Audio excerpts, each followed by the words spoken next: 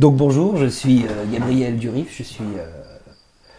un co-responsable du collectif artistique Lost in Traditions et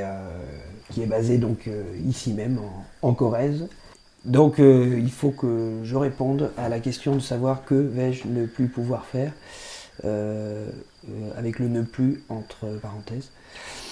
Ce qui suppose sans doute qu'on peut continuer à faire des choses et bien pour l'instant effectivement nous on est censé faire des concerts, des tournées de musique et comme vous le voyez on n'en fait pas. On est plutôt à la maison et on s'occupe des enfants, on s'occupe de la cuisine, du jardin, des broussailleuses et puis voilà. Et c'est vrai que ce qui est étonnant pour nous, c'est que ça intervient à un moment assez particulier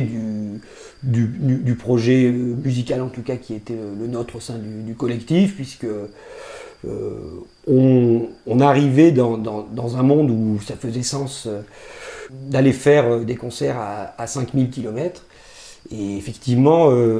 ce monde-là s'est effondré au moment de la crise du coronavirus, puisque effectivement les frontières sont fermées. Et donc tout d'un coup, le vide s'organise à cet endroit-là du capitalisme musical dans lequel on était inscrit. Et du coup, ça nous interroge à la fois beaucoup et à la fois ça ne nous surprend pas non plus parce qu'on est aussi, je crois, tenant d'une autre capacité d'invention, une autre réalité. On est porteur aussi de choses beaucoup plus en local et en proximité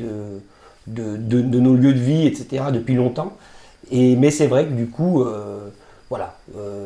toute cette possibilité-là qui s'était offerte à nous pour les prochains mois, tout d'un coup s'arrête.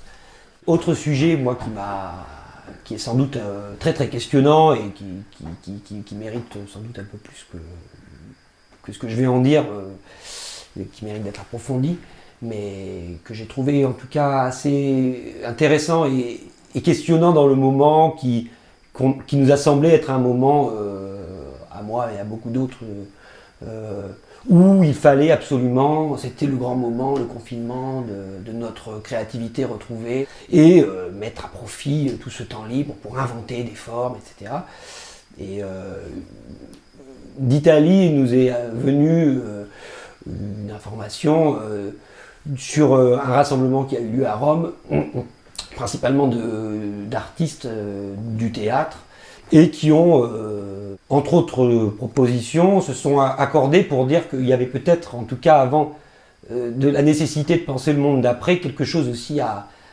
penser du monde d'avant, à réparer du monde d'avant, et notamment sur la question de la difficulté qu'ont les compagnies là-bas, et sans doute on pourrait dire aussi ici, à diffuser les spectacles une fois qu'ils sont inventés, et donc ils se sont engagés autour de plusieurs propositions, et notamment sur le fait de ne plus produire de spectacles pendant une saison, voire deux. Ils étaient encore en discussion, et ils invitaient les diffuseurs également à